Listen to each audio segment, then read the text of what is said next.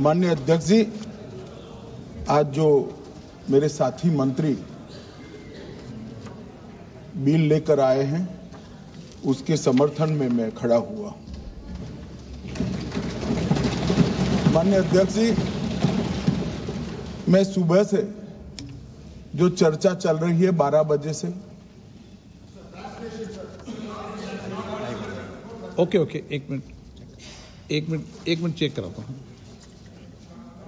हाँ एक second check कराता हूँ। एक सेकंड में करा रहे हैं, चेक कर रहे हैं। माननीय अध्यक्ष जी, 2 मिनट लगता है कभी। सुबह से जो चर्चा चल रही है उसको मैंने बारीकी से सुना है। मुझे लगता है या तो निर्दोष भाव से या तो राजनीतिक कारणों से ढेर सारी भ्रांतियां कई सदस्यों के मन में भी है और कई सारी भ्रांतियां सदन के माध्यम से, आपके माध्यम से पूरे देश भर में फैलाने का प्रयास भी हो रहा है। बिल पर चर्चा का जवाब तो माननीय रिज्जू साहब देंगे। मैं कुछ बातें यहां रखी है, इसको मेरी समझ के हिसाब से क्लैरिफाई करने का जरूर प्रयास करूंगा। ये वक्त एक अरबी शब्द है। वक्त का इतिहास मान्यवर कुछ हदीसों से जुड़ा हुआ मिलता है और आजकल जिस अर्थ में वक्त शब्द का प्रयोग किया जाता है, इसका मतलब है अल्लाह के नाम पर संपत्ति का दान, पवित्र धार्मिक उद्देश्यों के लिए संपत्ति का दान। मान्यवर वक्त का समकालीन अर्थ, अभी जो अर्थ हम समझ रहे हैं, वो इस्लाम के दूसरे खलीफा श्री उमर के समय में अस्तित्व में आया। एक प्रकार से इसकी आज की भाषा में व्याख्या करें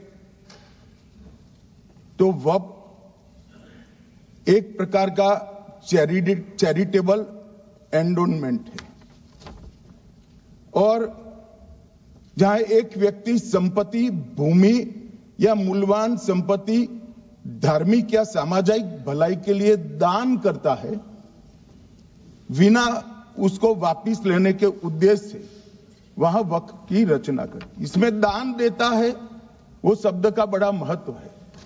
दान उस चीज का ही किया जा सकता है जो हमारा है। सरकारी संपत्ति का दान मैं नहीं कर सकता मान्यवर, किसी और की संपत्ति का दान मैं नहीं कर सकता। दान उसी चीज का किया जाता है जो हमारा है।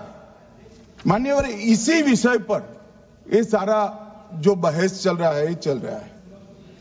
भारत का जहां तक सवाल है, दिल्ली में सल्तनत काल के प्रारंभ में मुइज़्ज़ुद्दीन घोरी के समय पर पहली बार वक्फ अस्तित्व में आया।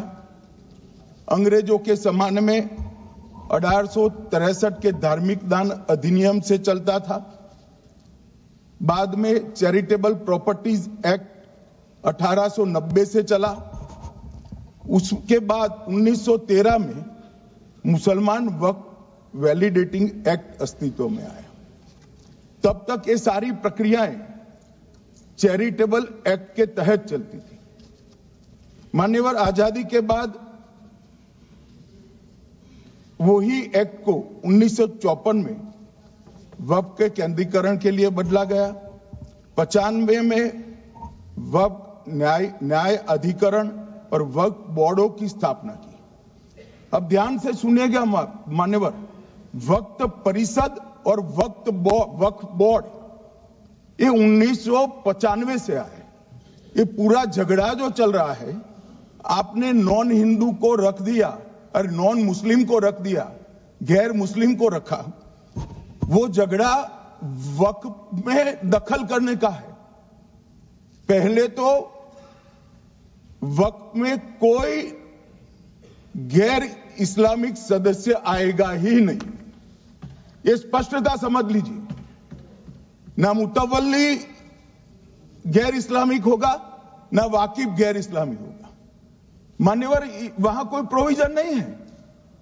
जो धार्मिक संस्थाओं का संचालन करते हैं उसमें कोई गैर मुस्लिम व्यक्ति रखने का प्रावधान किया भी नहीं है, हम करना भी नहीं चाहते हैं मान्यवर। इसलिए जो बड़े बड़े भाषण करते हैं कि समानता का अधिकार चला गया, दो धर्मों के बीच में समानता नहीं रही, मुसलमानों के धार्मिक अधिकारों के बीच में दखल खड़ी हो जाएगी, कुछ नहीं होने वाला मान्यवर। इस दृष्टि से देखें तो 1995 तक वक्फ की काउंसिल और वक्फ बोर्ड था ही नहीं, वो तो 95 से आया।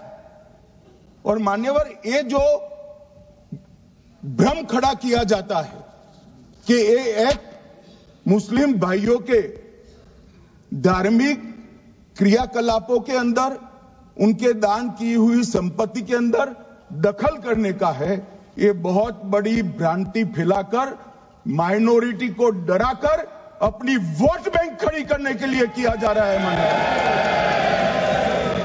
मान्यवर। कहां पर गैर मुस्लिम सदस्य रखे जाएंगे? परिषद में और वक्फ बोर्ड में। उसका काम क्या है? उनका काम धार्मिक क्रियाकलापों को कुछ चलाने का नहीं है।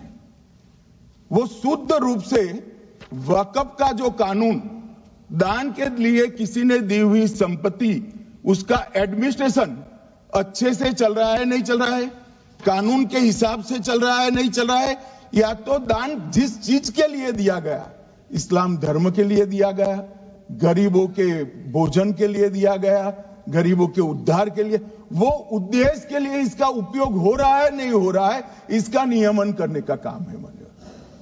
अब मैं इसको मान्यवर बाकी सारे धर्मों के साथ कंपैरिजन करते हैं और कहते हैं दखल किया है, मैं उसको स्पष्ट करना चाहता हूं। मान्यवर, वक्फ जो है वो हमारे यहां ट्रस्ट एक्ट है, इसमें ट्रस्ट है। तो ट्रस्ट के अंदर जो ट्रस्ट को बनाते हैं वो ट्रस्टी होते हैं और एक मैनेजिंग ट्रस्टी होते हैं। वक्फ में वाकिफ होता है, वक्फ होता है और मुतवल्ली होता है। ये सारे इस्लाम के अनुयायी हैं मानव। अरे भाई, आप कह रहे हो, हम तो कह रहे हैं क्योंकि इसका वक्फ शब्द ही इस्लाम से आया है, इसलिए हम कह रहे हैं कि वक्फ वो ही कर सकता है जो इस्लाम का अनुयायी हो। अब आप उसका विरोध कर रहे हो तो आप तो वक्फ में भी नॉन इस्लामिक आदमी चाहते हो। मान्यवर, क्या कह रहे हैं? हम इसलिए कह रहे हैं कि वक्फ वो ही कर सकता है जो प्रैक्टिसिंग इस्लाम को प्रैक्टिस करता होगा, क्योंकि मान्यवर इसकी उत्पत्ति ही इस्लाम के सिद्धांतों से हुई। अब मान्यवर, वक्फ धार्मिक हुआ, वक्फ बोर्ड नहीं हुआ, वक्फ परिषद भी नहीं हुई। अरे सुनो भाई, मान्यवर, ट्रस्ट के अंदर ट्रस्टी जो होते हैं, जो चर्च होगा तो क्रिश्चियन होंगे, पारसी भी होंगे, पारसी के लिए वो ट्रस्ट होगा, तो हिंदू होगा तो हिंदू के लिए। अब चैरिटी कमिश्नर हम कहेंगे कि भाई मुस्लिम क्यों आया? मुझे बताओ, चैरिटी कमिश्नर एक्ट में मुसलमान चैरिटी कमिश्नर बन सकता है या नहीं बन सकता है? उसको ट्रस्ट नहीं चलाना है, उसको चैरिटी के कानून के हिसाब से वो ट्रस्ट चले, उसकी देखरेख करनी है। ये धार्मिक नहीं है, ये धर्म का काम नहीं है मान्यवर, ये एडमिनिस्ट्रेटिव वर्क है। और इसलिए तो फिर चैरिटी कमिश्नर हिंदू होगा तो वो क्रिश्चियनों के ट्रस्ट का कैसे देखरेख करेगा? चैरिटी कमिश्नर क्रिश्चियन होगा तो जैनियों के और हिंदुओं के ट्रस्ट का कैसे देखरेख करेगा? अब बताओ कि सारे ट्रस्ट के चैरिटी कमिश्नर अलग अलग बन, देश तोड़ दोगे आप लोग, तोड़ दोगे। हमने साहब, मैं अभी भी आपके माध्यम से, इस सदन के माध्यम से देश भर के मुसलमान भाइयों बहनों को कहना चाहता हूं, आपके वक्फ में एक भी नॉन मुस्लिम नहीं आएगा। ये एक्ट में ऐसा कोई प्रावधान नहीं। मगर जो वक्फ बोर्ड है और वक्फ परिषद है, उसका काम क्या है? वक्फ की संपत्तियां मान्यवर बेच खाने वाले लोगों को पकड़कर इसके बाहर निकालने का। वक्फ के नाम पर औने पौने दाम में संपत्तियों को 100 साल तक किराए पे देने वाले लोगों को पकड़ना है। वक्फ का जो पैसा होता है, इनकम जो गिरती जा रही है, जिसके माध्यम से माइनॉरिटी का विकास करना है, माइनॉरिटी को आगे बढ़ाना है, इस्लाम धर्म की सारी धार्मिक संस्थाओं को पुख्ता करना है। ये पैसा जो चोरी होता है ना, उसको पकड़ने का काम वक्फ बोर्ड, वक्फ परिषद करे। और मान्यवर वो चाहते हैं कि इनके राज में जो मिलीभगत चली वो चलती रहे। ये नहीं चलेगी, ये नहीं चलेगी। और मान्यवर मैं आज आपको बताना चाहता हूं क्या स्थिति हुई है। मान्यवर सबने कहा, रिपीटेशन भी होगा, परंतु मैं कहना चाहता हूं मान्यवर कि वक्फ के 2013 में जो अमेंडमेंट्स आए, अब बिल किरण भाई का है, मगर मैं कह सकता हूं कि वक्फ का 2013 का अमेंडमेंट न किया होता तो ये बिल लाने की शायद जरूरत न पड़ती। सब कुछ अच्छा चलता था। 14 में चुनाव आने वाला था, 13 में रातों रात तुष्टीकरण करने के लिए वक्फ कानून को एक्सट्रीम बना दिया गया। और मान्यवर इसके कारण क्या हुआ? इसके कारण दिल्ली लुटियन की 123 वीवीआईपी संपत्ति कांग्रेस सरकार ने जब चुनाव मुहाने पर थे, 25 दिन दूर था, वक्फ को देने का काम कर दिया। दिल्ली वक्फ बोर्ड ने उत्तरी रेलवे की भूमि वक्फ के नाम घोषित कर दी। हिमाचल में वक्फ की संपत्ति बताकर उस पर अवैध मस्जिद बनाने का काम किया। 250 हेक्टेयर क्षेत्रफल वाले 12 गांव पर वक्फ का स्वामित्व हो गया तब तमिलनाडु में। और मान्यवर तमिलनाडु के 1500 साल पुराने तिरुचेंदुरई मंदिर की 400 एकड़ भूमि को वक्फ की संपत्ति घोषित कर। ये जब मंदिर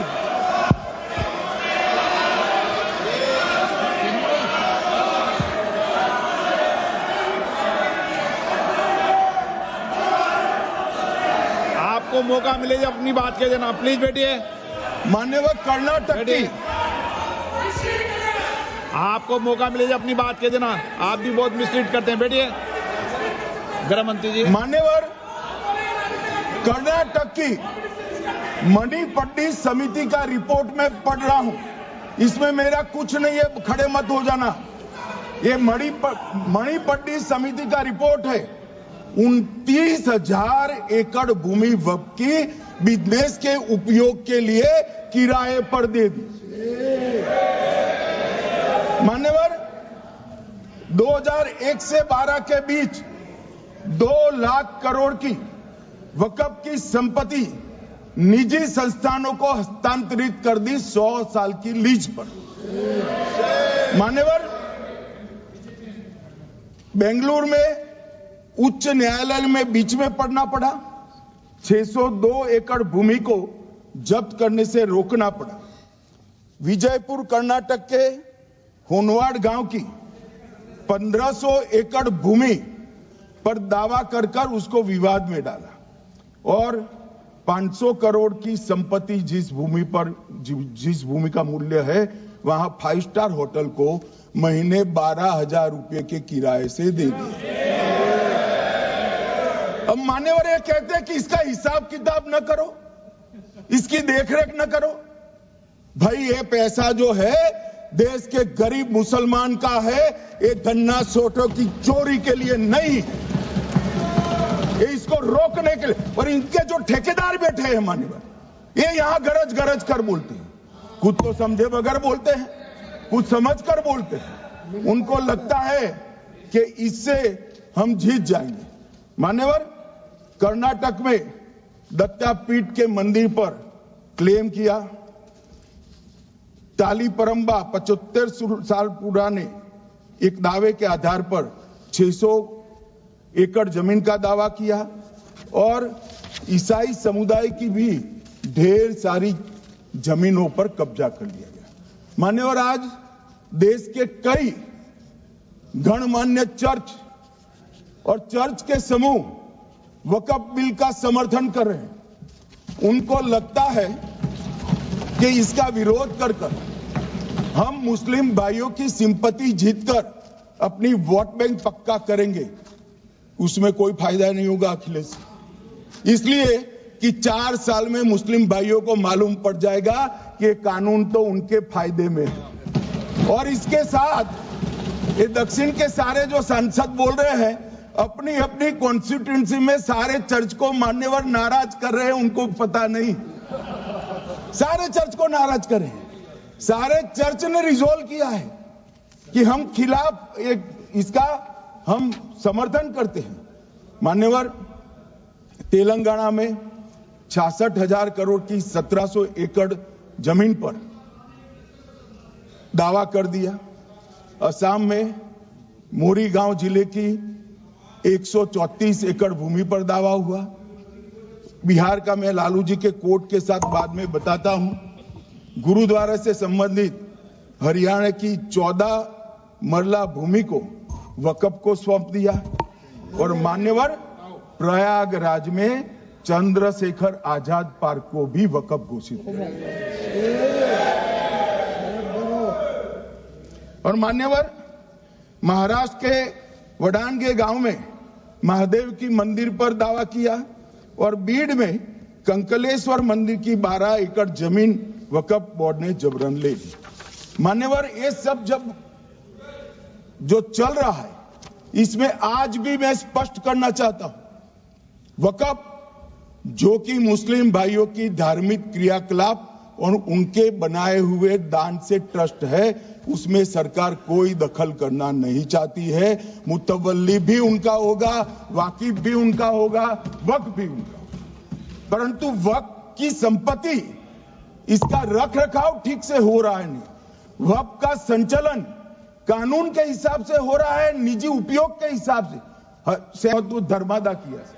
अब इसकी संपत्ति को आप 12,000 रुपये में 5 सितारा होटल बनाने के लिए दे देते हो, ये उचित है क्या भाई? वो पैसा गरीब मुसलमान के कल्याण के लिए करिए, तलाकशुदा महिलाओं के कल्याण के लिए करिए, जो अनाथ बच्चे हैं उसके कल्याण के लिए करिए। मान्यवर, ये करने की जगह बेरोजगार मुसलमान युवाओं के लिए स्किलिंग का काम करिए। लाखों करोड़ों रुपए की भूमि मान्यवर, और इनकम 126 करोड़ रुपया। रेलवे की जितनी जमीन है, जिसमें हजारों करोड़ लाखों करोड़ का रेलवे का कारोबार चलता है, इतनी भूमि वक्फ के पास है और इनकम 126 करोड़ रुपए।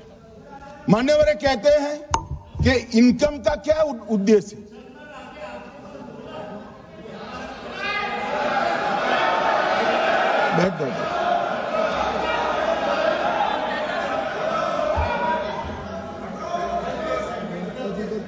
मान्यवर, मैं दादा की टेंशन समझ रहा हूं, ये बंगाल के मुसलमान भी सुन रहे हैं, तो उनको टेंशन होना स्वाभाविक है।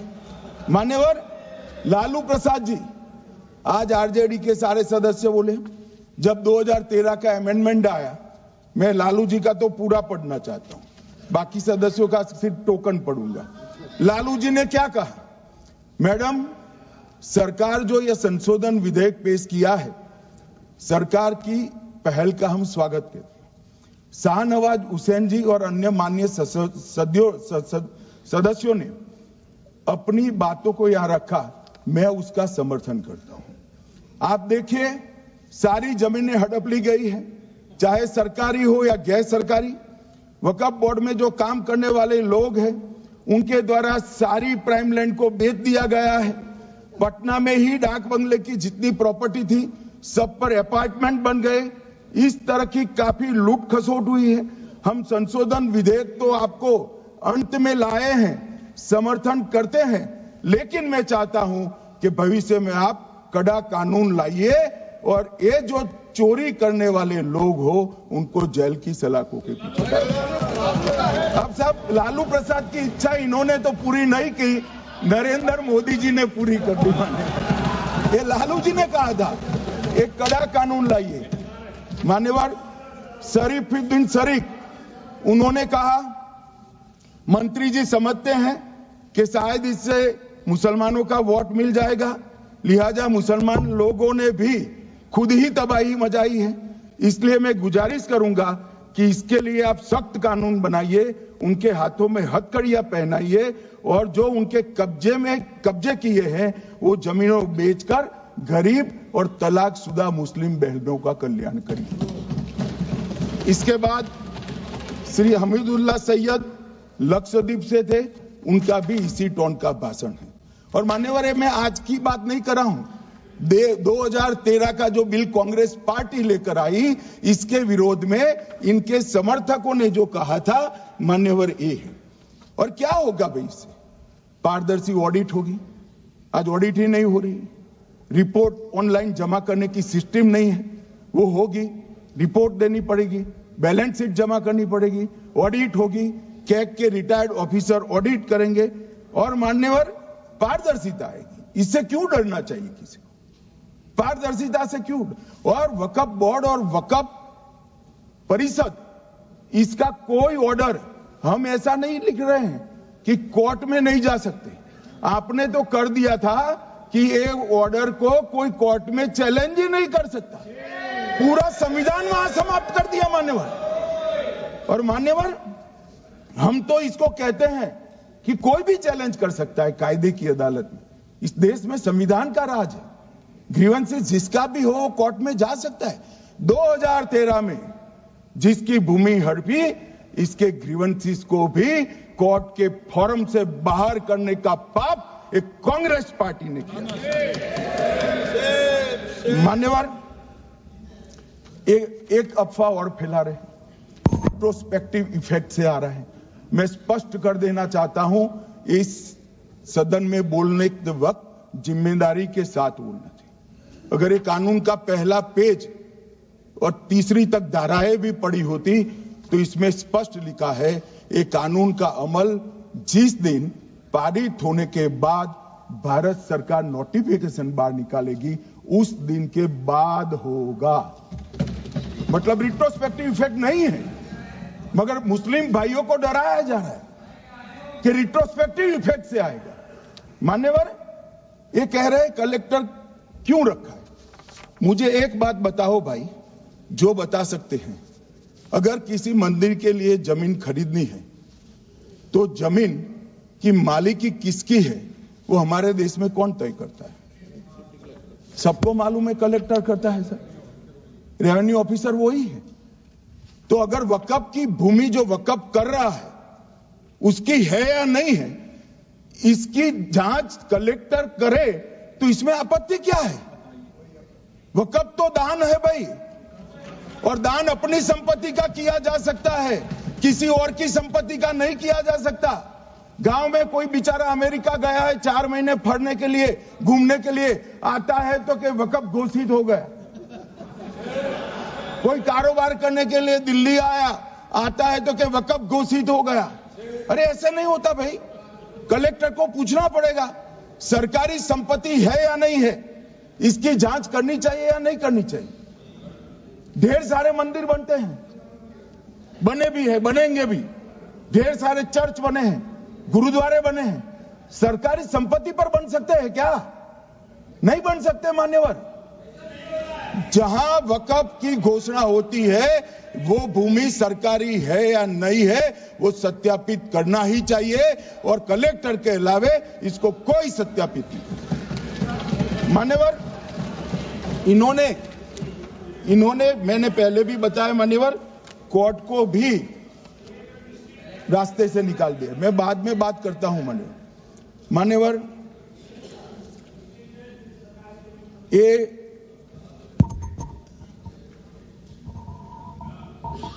मान्यवर एक उपयोग के आधार पर वक्त की समाप्ति। मान्यवर ये कह रहे हैं कि सैकड़ों सालों से वहां प्रैक्टिस है।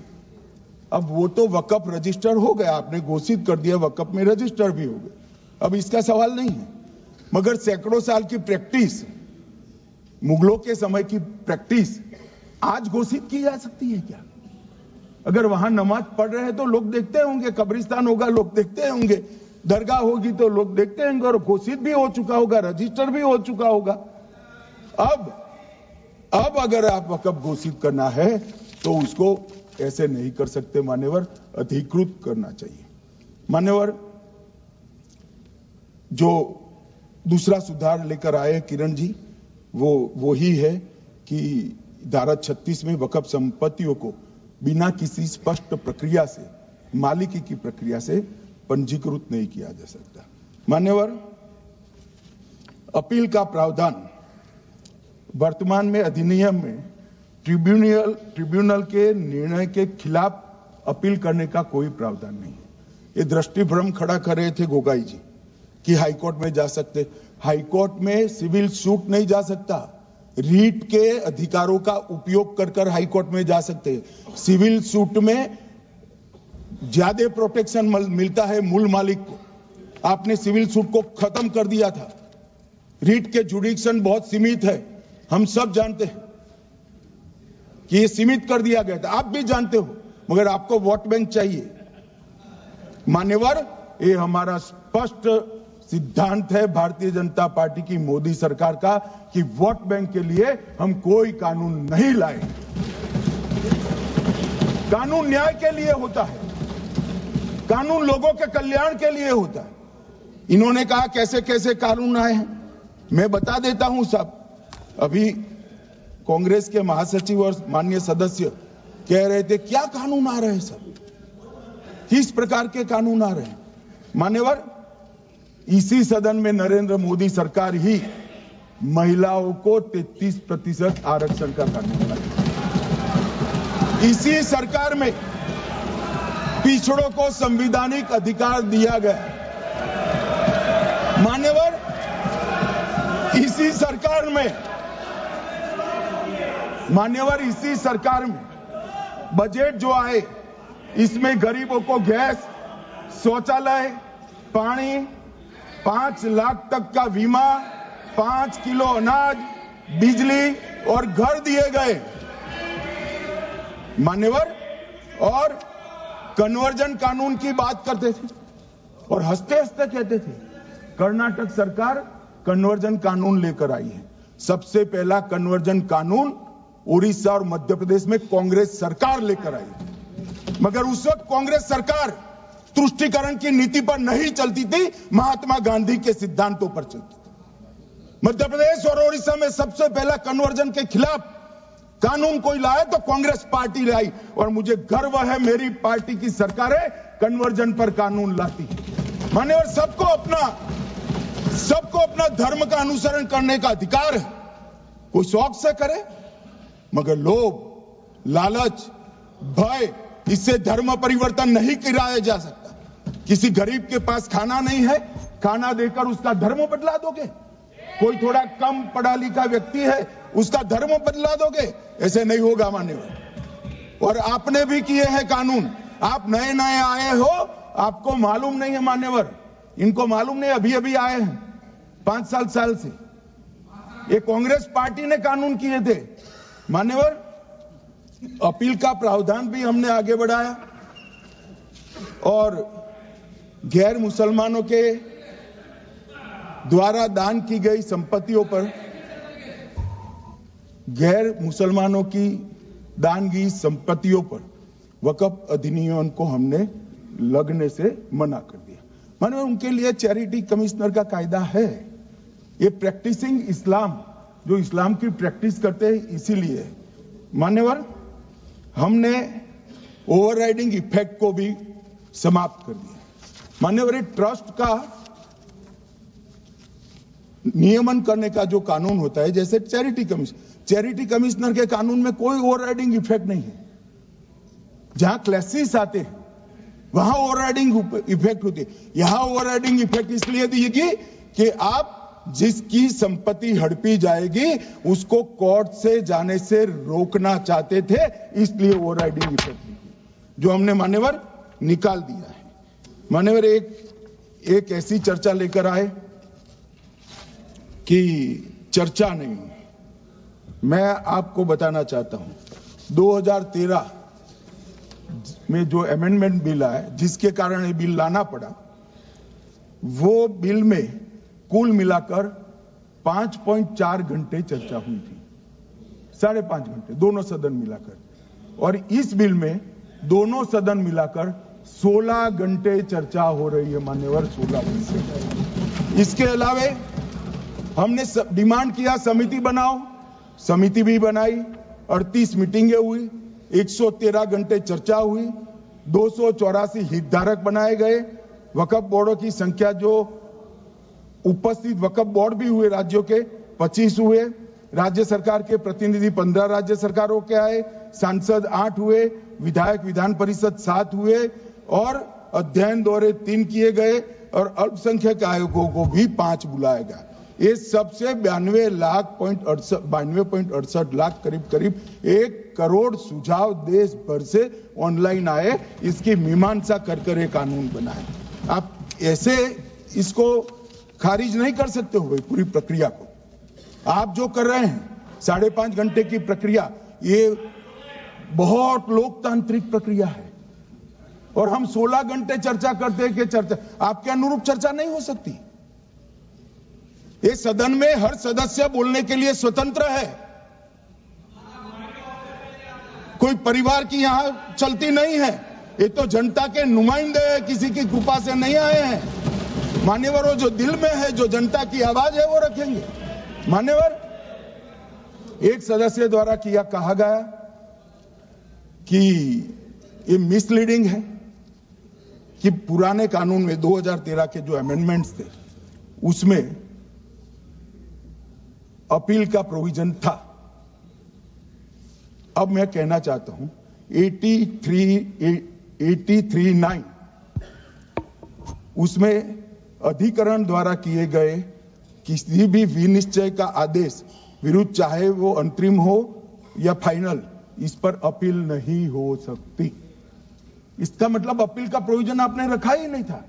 सिविल न्यायालय, राजस्व कोर्ट और अन्य प्राधिकरण उसके अधिकार क्षेत्र पर भी प्रतिबंध लगा दिया, और सरकारी अधिसूचना जो बाद में वक्फ बोर्ड और वक्फ परिषद के एडवाइस से होगी, इसको भी कोई चुनौती नहीं दे सकता। मान्यवर, मुझे ये बताओ कि अभी अभी फैशन है संविधान लहराने की, ये संविधान के हिसाब से सरकार का या किसी भी निजी संस्था का कोई भी फैसला मान्यवर कायदे की कोर्ट से बाहर कैसे हो सकता है? कोई भी फैसला हो, ये देश की अदालत वो फैसले तक रुचि नहीं रखेगी। नागरिक ग्रीवेंसेस लेकर कहां जाएंगे? जिसकी भूमि हड़प कर ली गई वो कहां जाएगा? ऐसा नहीं चलेगा। आपकी वोट बैंक के लिए आपने किया था, हम खारिज कर रहे हैं, हम खारिज कर रहे हैं। ऐसा नहीं चलेगा। अदालत में जाइए, जिसको ग्रीवेंसेस है इधर और साइड से, और अदालत न्याय करेगी। न्याय के लिए तो अदालतें बनी है। और मान्यवर, यहां एक सदस्य ने कह दिया माइनॉरिटी इस कानून को स्वीकार नहीं करेगी। क्या धमकाना चाहते हो भाई? संसद का कानून है, सबको स्वीकार करना पड़ेगा। स्वीकार नहीं करेंगे मतलब क्या है? कैसे बोल सकते हैं कोई? हम कानून को स्वीकार नहीं करेंगे। ये कानून भारत सरकार का है, हर एक पर बंधन करता होगा और इसको स्वीकार करना पड़ेगा। मान्यवर, ये हमने तो खैर वक्फ को छेड़खानी नहीं की, वक्फ बोर्ड और वक्फ परिषद के अंदर बदलाव किया है। मगर वक्फ के लिए भी क्या क्या जजमेंट आए। सैयद फजल पुकोया थंगल बनाम भारत संघ 10/11/28 को केरल उच्च न्यायालय ने उन्होंने कहा वक्फ बोर्ड एक स्टैट्यूटरी बॉडी है, यह मुस्लिम समुदाय का प्रतिनिधि निकाय नहीं है। इसका फंक्शनिंग मान्यवर एडमिनिस्ट्रेटिव है। धार्मिक क्रियाकलापों को तो वक्फ ने करना है, चाहे कब्रिस्तान हो, चाहे दरगाह हो, चाहे मस्जिद हो, चाहे चैरिटी का काम, वो वक्फ बोर्ड को नहीं करना है भाई। ये केरल हाईकोर्ट ने किया। इलाहाबाद हाईकोर्ट ने भी, उसने तो मुतवल्ली तक भी कहा है, मगर हम मुतवल्ली तो जो धर्म का है वही रखेंगे।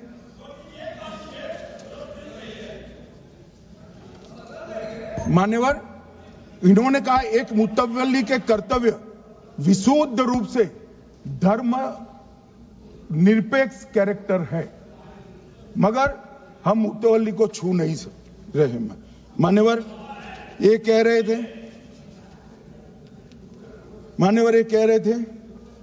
कि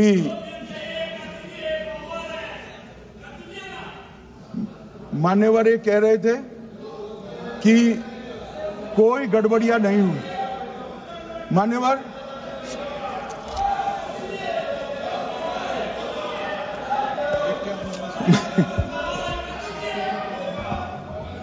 मान्यवर 2013 में अन्यायी कानून आया। भाई करने थोड़ा शांत हो जाइए।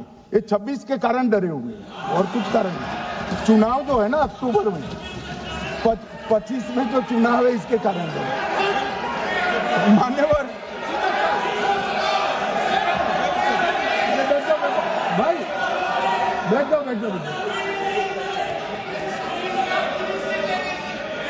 मान्यवर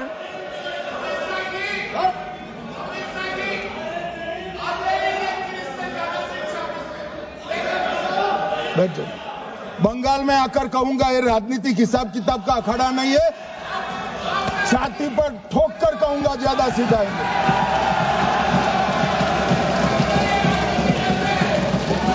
मान्यवर 2013 के, अरे बैठ जाओ वकील साहब बैठ जाइए। मान्यवर 2013 में वो भी रिपीट होने वाले हैं। मान्यवर 2013 में बैठ जाओ। मान्यवर 1913 से लेकर 2013 तक 1913 से 2013 तक वक्फ बोर्ड का कुल एकड़ में भूमि सब वक्फ का मिलाकर 18 लाख एकड़ था। मेरी विनंती है सभी सदस्य इसको ध्यान से सुनिए। 1913 से 2013 तक 18 लाख एकड़ और 13 से 25 तक एक कानून बनने का परिणाम क्या आया, और नई 21 लाख एकड़ भूमि बढ़ गई। अब मान्यवर 39 लाख एकड़ जो भूमि है उसमें 21 लाख एकड़ 13 के बाद है। अब ये कह रहे हैं कि इसका दुरुपयोग नहीं हो रहा है। मान्यवर, और लीज पर दी गई संपत्तियां 20,000 थी और 25 में रिकॉर्ड के हिसाब से, हो सकता है गलत भी हो सकता है, रिकॉर्ड्स के हिसाब से शून्य हो गई। तो मान्यवर संपत्तियां कहां गई? मान्यवर बेच दी गई। किसकी संपत्ति से, किसकी परमिशन से बेचा? मान्यवर मैंने पहले ही कह दिया कि केरल और देश भर के Catholic bishop council, Catholic bishop conference of India, Catholic Congress Kerala, भारतीय कैथोलिक धर्मगुरुओं की महासभा, केरल चर्चों की संयुक्त परिषद, कैथोलिक कांग्रेस केरला, ये सब ने इस बिल का समर्थन करा है और कहा है अन्यायी 2013 का सुधार। हम अकेले नहीं कह रहे मान्यवर। और मान्यवर इसी एक्ट में हमने एक बात कही कि जो योगदान था वक्फ बोर्ड का वो 7% से घटाकर 5% कर दिया। मान्यवर, अब ये जो कह रहे हैं ये मुसलमान भाइयों के हित में कह रहे हैं जिसका विरोध कर रहे हैं या अहित में?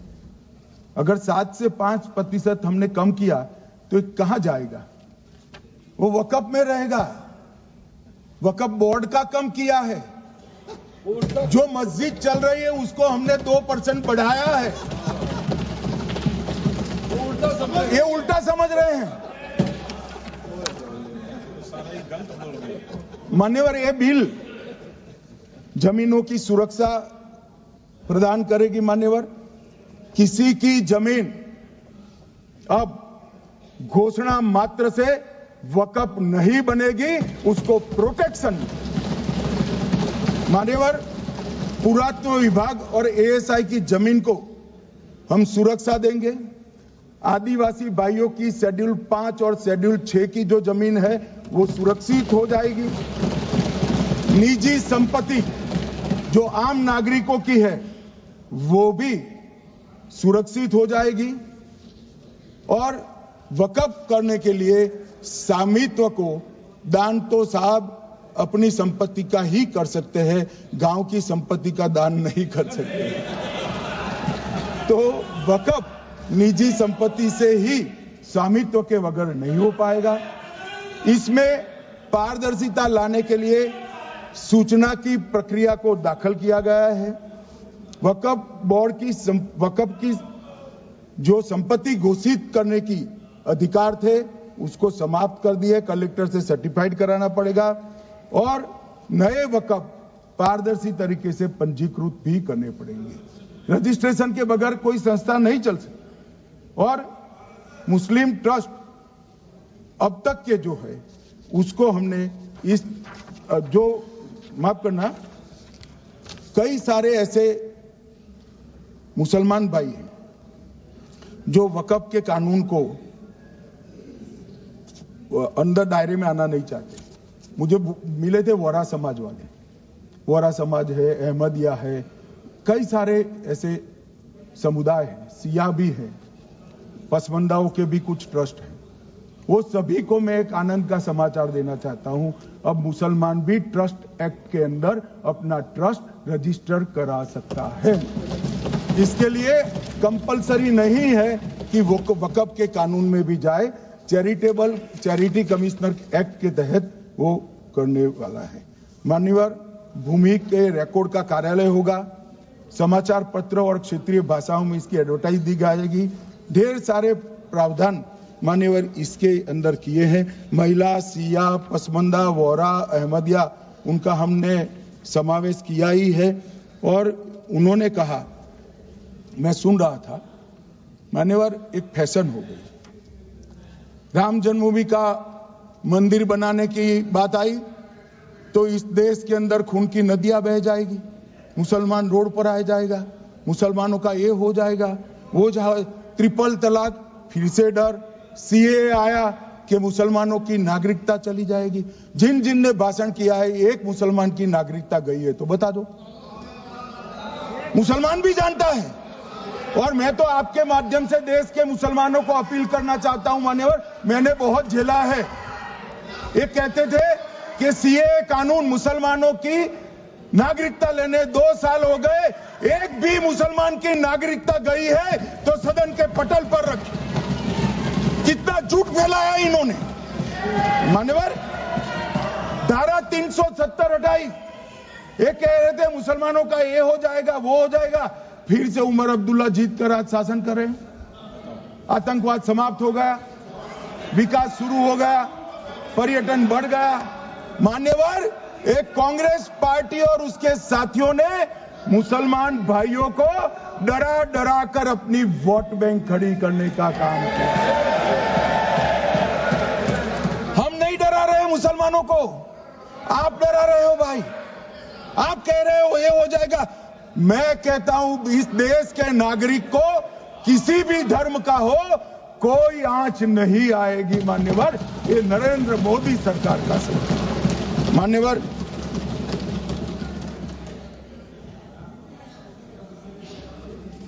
इनको मान्यवर ना पिछड़ों की चिंता है ना मुसलमानों की। ये सालों से जातिवाद और तुष्टीकरण इसके आधार पर काम करते हुए आए हैं और जातिवाद और तुष्टीकरण की राजनीति कर कर अपने परिवार की पॉलिटिक्स को आगे बढ़ाए हैं।